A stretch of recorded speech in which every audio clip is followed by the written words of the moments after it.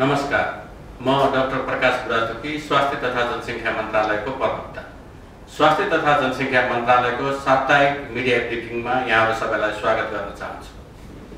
स्वास्थ्य तथा जनसङ्ख्या मन्त्रालयले वर्षभरि प्रत्येक महिनामा विशेष स्वास्थ्य अभियान सञ्चालन गर्ने निर्णय गरेको छ। यसै अन्तर्गत फागुन महिनाभर नसर्ने रोगहरूको पहिचानको लागि 1 महिने अभियान सम्पन्न भइसकेको यहाँहरूलाई जानकारी नै छ। चैत महिनामा स्वास्थ्य सेवा विस्तार अभियानको रूपमा थालनी गरिएको छ।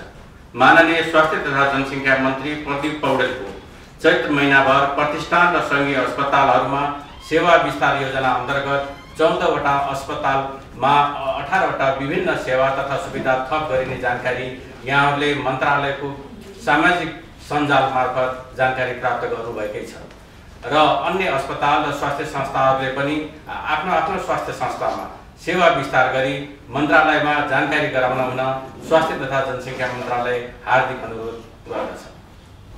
माननीय स्वास्थ्य तथा जनसङ्ख्या मन्त्री प्रदीप पौडेलज्यूले पक्षघातको उपचारमा प्रयोग हुने औषधि महँगो हुने भएकोले आर्थिक अभावमा उपचार पाउन कठिनाई खेप्दै आएका बिरामीहरूलाई सहज रूपमा उपचार दिलाउन पहल थाल्नु भएको थियो।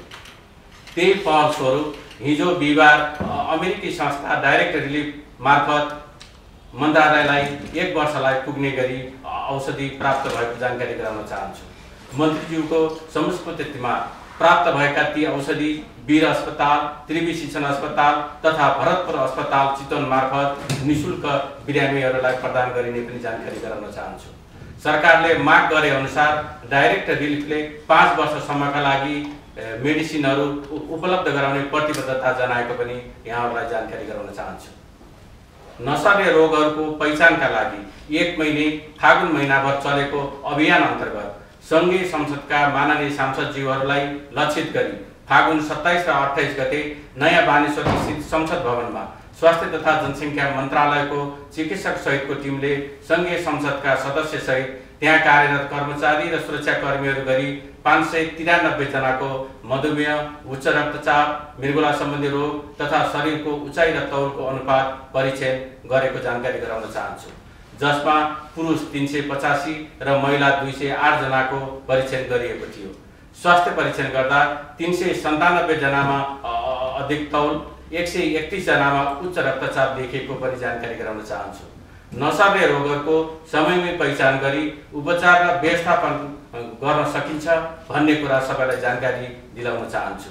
त्यसैले नियमित रूपमा नजिकको स्वास्थ्य संस्थामा गई आफ्नो स्वास्थ्य जाँच गर्ने बानी बसाल्न हुन र स्वस्थ जीवनशैली र खानपान अपनाउन हुन आम नागरिकलाई म अनुरोध गर्दछु। स्वास्थ्य तथा जनसङ्ख्या मन्त्रालयले क्यान्सर उपचार सेवाको विस्तारका लागि विभिन्न कार्यक्रमहरू गरेको बारेमा संक्षिप्त जानकारी गराउन चाहन्छु। भक्तपुर क्यान्सर अस्पतालले नारायणी अस्पताल मध्य प्रदेश र कोशी अस्पताल कोशी प्रदेशमा सेटेलाइट क्लिनिकको रूपमा सेवा प्रदान गराउँदै आइरहेको छ। त्यसै गरी भक्तपुर क्यान्सर अस्पतालले आफ्नो सेवा विस्तार गर्ने क्रममा कोशी अस्पतालमा र नारायणी अस्पतालमा सेवा दिइरहेको पनि जानकारी गराउन चाहन्छु। नारायणी अस्पतालमा 2081 भदौ 25 गतेदेखि हालसम्म 232 जनालाई निःशुल्क क्यान्सर उपचार गरिएको छ भने भक्तपुर क्यान्सर अस्पतालले नै कोशी अस्पतालमा 2081 भदौ 25 गतेदेखि हालसम्म 48 जनाको क्यान्सर सम्बन्धी सेवा प्रदान गरेको जानकारी गराउन चाहन्छु। कान्ति बाल अस्पताल महाराजगञ्जले विपन्न नागरिक निःशुल्क औषध उपचार कार्यक्रम अन्तर्गत र यस स्वास्थ्य मन्त्रालयको मङ्सिरदेखि 14 वर्षभन्दा मुनिका बालबालिकाहरूलाई निःशुल्क क्यान्सर उपचार गर्ने निर्देशनपछि फागुनसम्म कुल 364 जनालाई क्यान्सर उपचार सेवा प्रदान गरेको जानकारी गराउन चाहन्छु। त्यसै गरी बीपी कोइराला मेमोरियल क्यान्सर अस्पताल भरतपुरले गण्डकी, कर्णाली र सुदूरपश्चिम प्रदेशमा सेवा प्रदान गर्दै आएको यहाँहरूलाई विदितै छ। बीपी कोइराला मेमोरियल क्यान्सर अस्पताल भरतपुरले मङ्सिर 1 गतेदेखि फागुन 29 गतेसम्म जन्मेदेखि 9 वर्षसम्मका 1429 जना र 10 वर्षदेखि 19 वर्षसम्मका 2061 जनालाई निःशुल्क क्यान्सर उपचार सेवा प्रदान गरेको छ। त्यसै गरी यस अवधिमा 747 जनालाई केमोथेरापी सेवा समेत प्रदान गरिएको छ र यस अस्पताल मार्फत सेटेलाइट क्लिनिक अन्तर्गत अर्थात् सेवा विस्तार अन्तर्गत प्रादेशिक अस्पताल सुर्खेतमा पुसदेखि हालसम्म 340 जनालाई क्यान्सर उपचार सेवा प्रदान गरिएको छ भने प्रादेशिक अस्पताल सेती धनगढीमा 425 जनालाई सेवा दिइएको पनि जानकारी गराउन चाहन्छु। त्यसैगरी पाटन अस्पतालले पनि मङ्सिरदेखि हालसम्म 14 वर्षभन्दा मुनिका 156 जना बालबालिकालाई निःशुल्क उपचार गरेको जानकारी गराउन चाहन्छु। कर्मचारी समायोजन मिलान सम्बन्धमा अलि डिटेल म चाहिँ बोल्न चाहन्छु र यसले विगत लामो समयदेखि थुप्रै स्वास्थ्यका कर्मचारीहरूलाई समायोजन मिलान नभएका कारण थुप्रै समस्या र गुनासाहरू पनि प्राप्त भइरहेका छन्।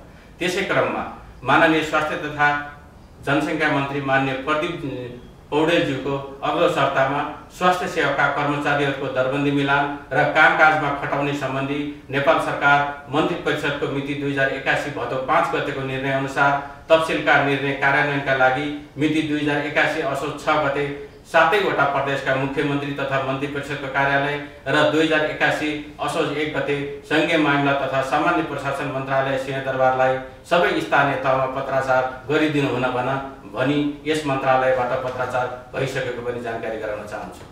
कर्मचारी समायोजन ऐन 2075 बमोजिम प्रदेश र स्थानीय तहमा समायोजन भई कार्यरत रहेको स्वास्थ्य कर्मीको व्यवस्थापन सम्बन्धमा कर्मचारी समायोजन ऐन 2074 को दफा 28 बमोजिम गर्न द्याएको निर्णय मन्त्री परिषदले गरेको जानकारी गराउन चाहन्छु।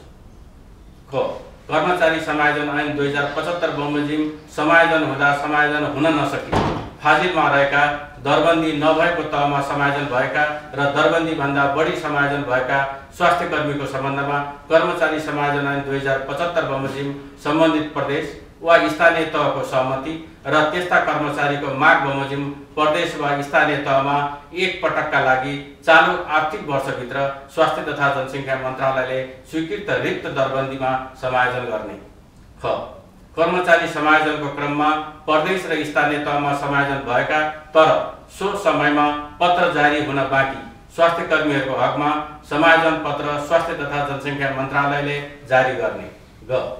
कर्मचारी समायोजन ऐन 2075 बमोजिम सङ्घ पुलमा समायोजन भएका चिकित्सक र मेडिकल बोर्डको सिफारिसमा सङ्घ पुलमा समायोजन भएका स्वास्थ्य कर्मीको प्राथमिकता समेतलाई हेरी आर्थिक वर्षभित्र स्वास्थ्य तथा जनसङ्ख्या मन्त्रालयले सङ्घ प्रदेश र स्थानीय तहको रिक्त दरबन्दीमा समायोजन गर्ने।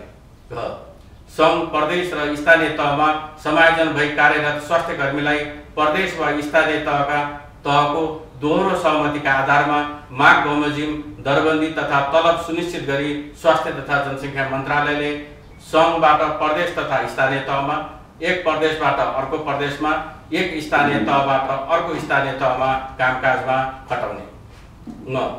साबिकमा मेडिकल अधिकृतको पदमा स्थानीय तहमा समायोजन भई हाल विशेषज्ञता MD-MS वा DM-MCH हासिल गरेका चिकित्सकलाई निज कार्यरत रहेको स्थानीय तह तथा सम्बन्धित प्रदेशको सहमतिका आधारमा आवश्यकता अनुसार निजको योग्यता र विशेषज्ञताको उपयोग हुने गरी स्वास्थ्य तथा जनसङ्ख्या मन्त्रालयले हाललाई प्रदेश वा प्रदेश अन्तर्गतको कामकाजमा खटाउने छ। स्थानीय तह र प्रदेशमा स्वीकृत दरबन्दी भन्दा बढी कामकाजमा खटिएका स्वास्थ्य कर्मीलाई स्वीकृत दरबन्दी भन्दा बढी नहुने गरी अन्तर स्थानीय तह समन्वय गरी प्रदेशभित्रको स्थानीय तहमा सम्बन्धित प्रदेशको मुख्यमन्त्री वा मन्त्री परिषदको कार्यालयले चालू आर्थिक वर्षभित्र दरबन्दी मिलान गर्ने छ। कर्मचारी सरुवा तथा व्यवस्थापन सम्बन्धी कानुन नबनेको प्रदेशको हकमा प्रदेशमा समायोजन भएका स्वास्थ्य कर्मीको सम्बन्धित प्रदेशभित्रको कार्यालय र स्थानीय तहमा समायोजन भएका स्वास्थ्य कर्मीहरूको प्रदेशभित्रको स्थानीय तहको दोहोरो सहमतिका आधारमा दरबन्दी तथा तलब सुनिश्चित गरी मुख्यमन्त्री तथा मन्त्री परिषदको कार्यालयले देय बमोजिम कामकाजमा खटाउने।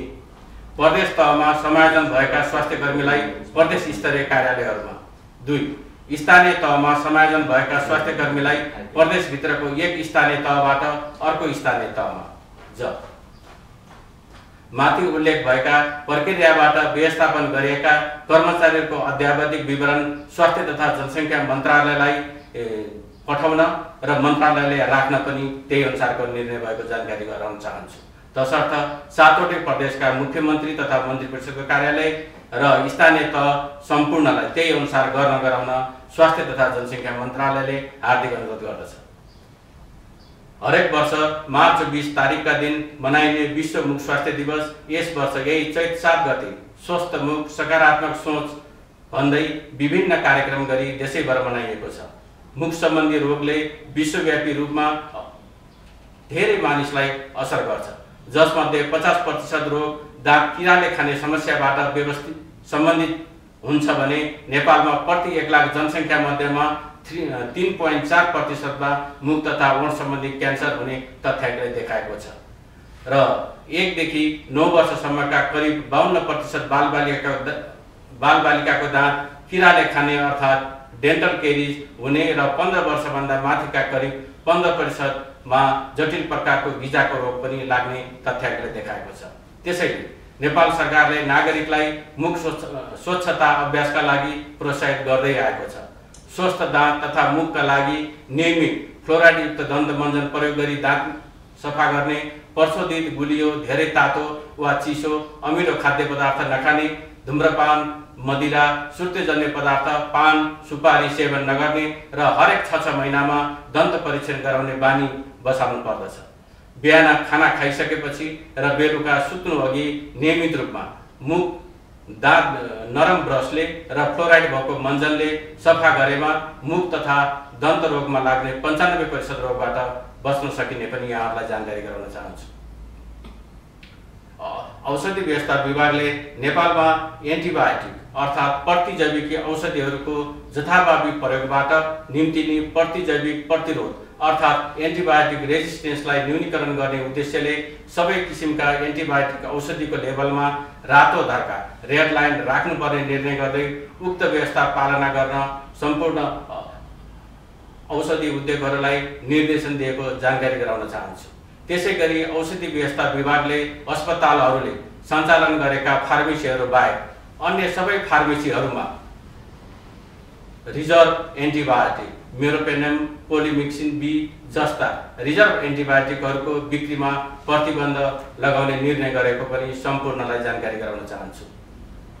स्वास्थ्य तथा जनसङ्ख्या मन्त्रालयमा तर्जुमा भइरहेको आगामी आर्थिक वर्ष 2082-83 को स्वास्थ्य बजेटमा आफ्ना सुझाव दिन सक्नुहुने कुरा यहाँहरूलाई विभिन्न मन्त्रालयका सामाजिक सञ्जाल मार्फत पनि जानकारी गराइसकेको छ। माननीय मन्त्रीज्यूले सरकारवाला र आम नागरिकका सुझाव समेत सङ्कलन र वितरणका लागि व्यवस्था मिलाउन भने बमोजिम मन्त्रालयले आफ्नो वेबसाइट www.mosp.gov.np मा उपलब्ध गराइएको गुगल फर्म मार्फत सुझाव सङ्कलन गरिरहेको छ। हामी सरकारवाला महानुभावहरूलाई समेत आफ्ना सुझाव त्यसै माध्यमबाट मिति 2081 चैत 12 गतेसम्म प्रदान गरिदिनु हुन सम्पूर्ण सरकारवालाहरूलाई अनुरोध गर्दछौँ र प्राप्त सुझाव ग्रहण गरिने पनि यहाँहरूलाई जानकारी गराउँदै चैतको 6 र 7 गते पनि हामी 7वटै प्रदेशका मन्त्रालयमा योजना हेर्ने जनशक्ति निर्देशनालयका निर्देशकज्यूहरू, गाउँपालिका महासङ्घ र नगरपालिका सङ्घका प्रतिनिधिहरूसँग पनि बसेर छलफल गरिसकेका छौँ, जसमा कार्यक्रमको दोहोरोपना घटाउने र सशक्तमा जाने कार्यक्रमहरूलाई बन्डलिङ गर्ने र रिभ्यू जस्ता कार्यक्रमहरू वर्षको एक पटक मात्र गर्ने गरी चाहिँ निर्णय भइसकेको पनि यहाँहरूलाई जानकारी गराउन चाहन्छु। स्वास्थ्यसँग सम्बन्धित कुनै जिज्ञासा वा गुनासो भए मन्त्रालयको नियमित ब्रिफिङमा समावेश गर्नुपर्ने महत्त्वपूर्ण सूचना वा जानकारी भएमा mospmediabrief@gmail.com मा इमेल गरी विवरण पठाउन हुन यस मन्त्रालय मातहतका सबै सम्बन्धित सरकारी, निजी, सहकारी निकायहरूलाई अनुरोध गर्दछ। आजको ब्रिफिङ यही अन्त्य हुन्छ। आगामी साता शुक्रबार स्वास्थ्य सम्बन्धी महत्त्वपूर्ण सूचना र जानकारीका साथ पुनः यहाँहरू समक्ष आउने बाचा गर्दै म बिदा हुन्छु। हवस्, नमस्कार, धन्यवाद।